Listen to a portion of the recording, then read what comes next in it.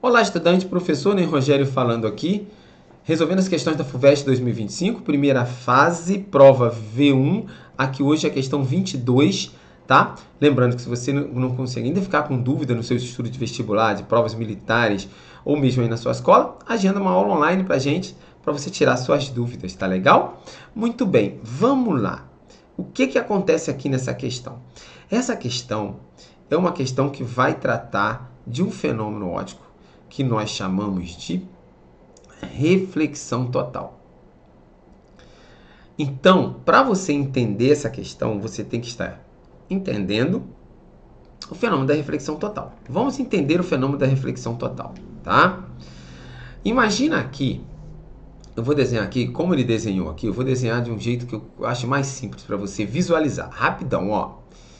Imagina que aqui eu tenho a superfície de separação entre dois meios, tá? Eu tenho um meio do lado de cá, tá bom?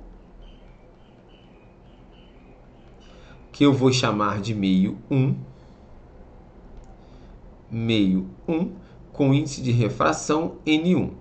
E do outro lado, eu vou chamar de meio 2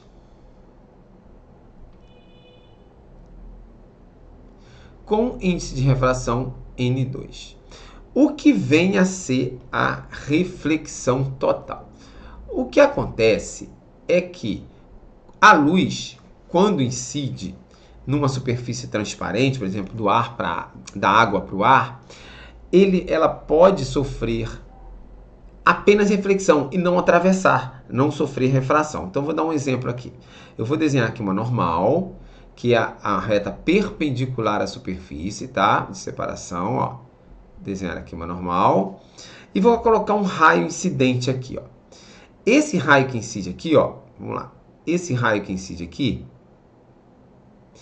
ele, ao incidir na superfície, ele pode sofrer refração, sair do outro lado aqui, ou nesse caso vai sair sofrendo um desvio, e parte dele sempre será refletida.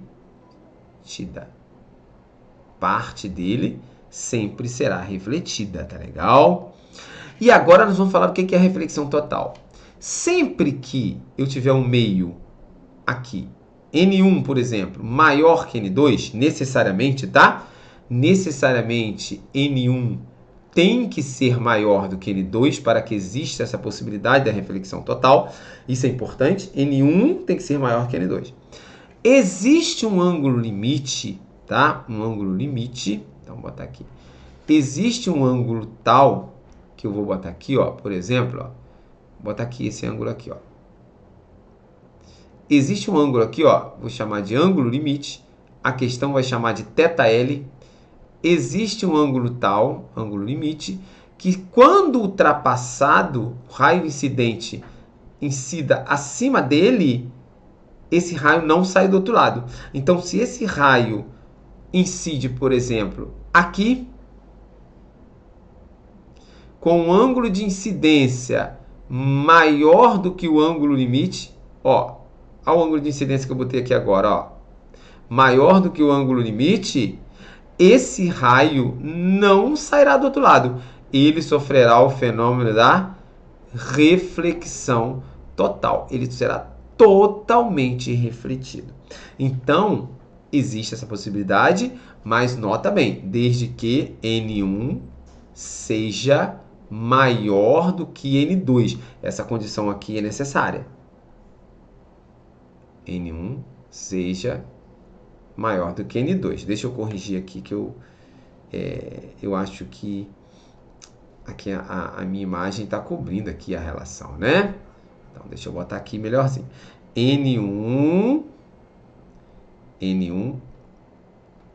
necessariamente tem que ser maior do que N2. Tá legal? Senão eu não vou conseguir esse efeito de reflexão total, tá? Então, agora nós vamos ler a questão, mas eu já vou adiantar uma coisa para vocês, né?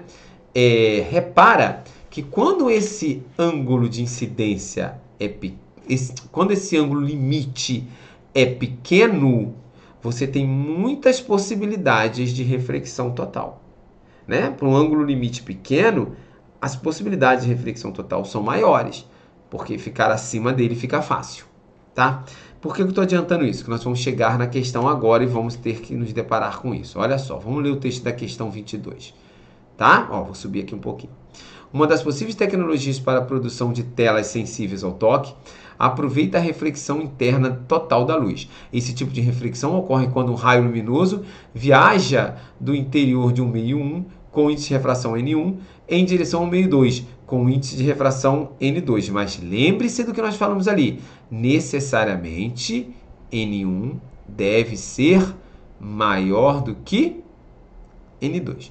Ok, formando com a direção perpendicular à interface entre os meios um ângulo θ maior que um certo valor limite.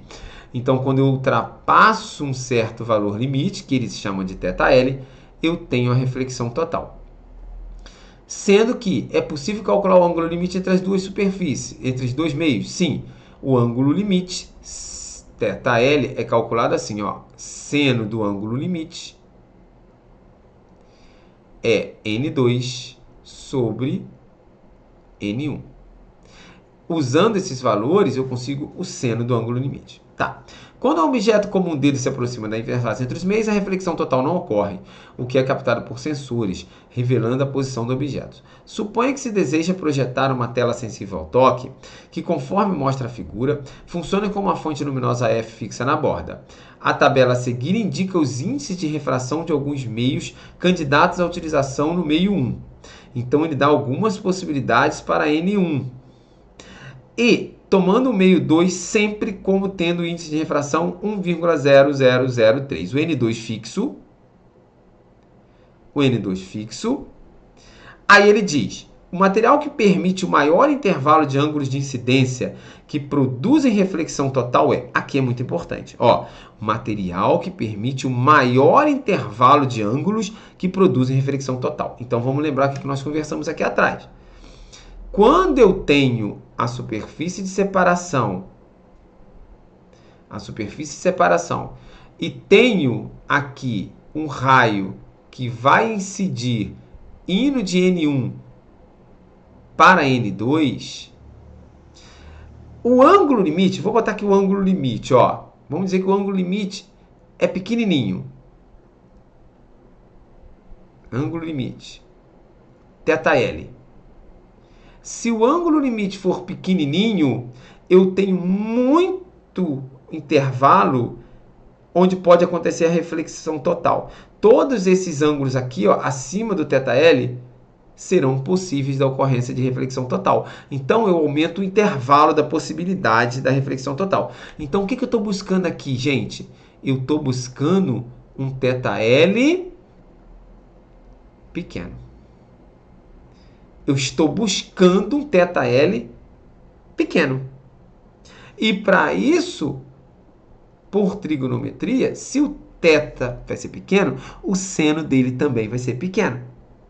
Ah, então eu tenho que buscar um seno de θL pequeno também.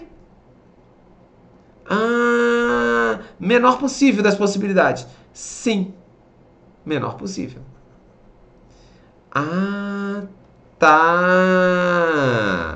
Então, quando eu tiver isso, eu vou buscar ali nas alternativas um valor que me dê um seno pequeno, que vai estar atrelado a um θ pequeno, e vai me dar muita um θL pequeno, vai me dar muita possibilidade de reflexão total. Sim. Então, de cara, olha só, gente. Primeira coisa, N1 tem que ser maior do que N2. De cara, olha, N2 está fixo aqui, ó. Nenhum valor igual ou menor vai servir para ser N1. N1 tem que ser maior. Então, ó, esse valor aqui não serve. Esse valor que é igual àquele lá não serve. Somente esses outros servem. Tá? E para eu ter um seno de θL menor possível, eu preciso que esta fração seja a menor possível desses valores que estão aqui. E qual vai ser a fração? Quando é que essa fração vai ser a menor possível? Eu preciso de um numerador grande. Eu preciso do...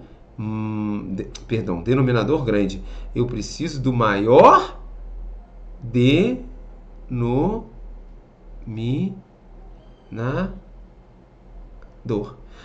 O N2 está fixo, é 1,0003. Aqui eu tenho valor fixo. Então, quanto maior for o denominador, menor vai ser o seno, e eu terei um intervalo maior de possibilidade de reflexão total. Então, onde está o maior denominador? N1 maior. Esse último valor aqui, ó. Material E, com esse valor. Espero que a galera tenha entendido, né? O estudo da reflexão total é importante. Aqui, ó, material E. Eu terei, repetindo, recapitulando para a galera, eu terei um valor maior no denominador, que vai tornar essa fração pequena, tornando o seno pequeno, associado a um ângulo pequeno aqui, e um intervalo muito grande de espaço para que os raios incidam sofrendo reflexão total. Valeu? Espero que tenham gostado. Qualquer dúvida, a gente tá aí para tirar essas dúvidas. Faz contato para uma aula particular se você precisar. Abraço do professor Ney Rogério. Valeu?